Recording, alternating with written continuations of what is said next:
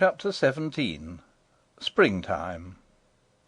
The spring, so dear to all creatures, young and old, came at last, and before the first few days of it had gone, the king rose through its budding valleys to see his little daughter.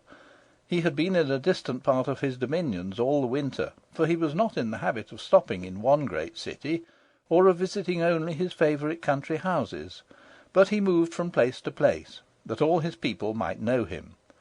Wherever he journeyed, he kept a constant look out for the ablest and best men to put into office, and wherever he found himself mistaken, and those he had appointed incapable or unjust, he removed them at once. Hence, you see, it was his care of the people that kept him from seeing his princess so often as he would have liked. You may wonder why he did not take her about with him, but there were several reasons against his doing so, and I suspect her great-great-grandmother had had a principal hand in preventing it. Once more Irene heard the bugle blast, and once more she was at the gate to meet her father as he rode up on his great white horse. After they had been alone for a little while, she thought of what she had resolved to ask him. "Please, King Papa," she said, "will you tell me where I got this pretty ring? I can't remember." The king looked at it. A strange, beautiful smile spread like sunshine over his face, and an answering smile, but at the same time a questioning one, spread like moonlight over Irene's. "It was your queen mamma's once," he said. "And why isn't it hers now?" asked Irene. "She does not want it now," said the king, looking grave. "Why doesn't she want it now?" "Because she's gone where all those rings are made." "And when shall I see her?" asked the princess.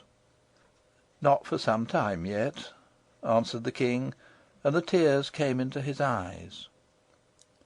Irene did not remember her mother, and did not know why her father looked so, and why the tears came into his eyes, but she put her arms round his neck and kissed him, and asked no more questions.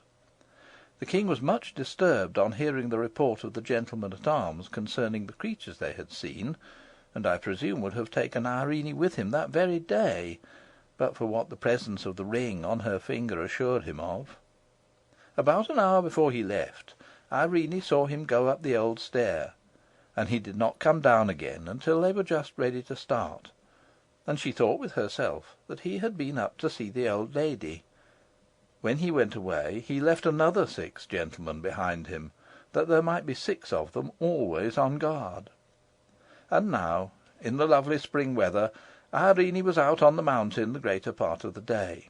In the warmer hollows there were lovely primroses, and not so many that she ever got tired of them. As often as she saw a new one opening an eye of light in the blind earth, she would clap her hands with gladness, and, unlike some children I know, instead of pulling it, would touch it as tenderly as if it had been a new baby, and, having made its acquaintance, would leave it as happy as she found it. She treated the plants on which they grew like birds' nests. Every fresh flower was like a new little bird to her. She would pay visits to all the flower nests she knew, remembering each by itself. She would go down on her hands and knees beside one, and say, "Good morning. Are you all smelling very sweet this morning? Good-bye." And then she would go to another nest and say the same. It was a favourite amusement with her. There were many flowers up and down, and she loved them all, but the primroses were her favourites. "They're not too shy, and they're not a bit forward," she would say to Lootie. There were goats, too, about over the mountain, and when the little kids came, she was as pleased with them as with the flowers. The goats belonged to the miners mostly, a few of them to Curdie's mother, but there were a good many wild ones that seemed to belong to nobody. These the goblins counted theirs, and it was upon them partly that they lived. They set snares and dug pits for them, and did not scruple to take what tame ones happened to be caught, but they did not try to steal them in any other manner, because they were afraid of the dogs the hill people kept to watch them, for the knowing dogs always tried to bite their feet.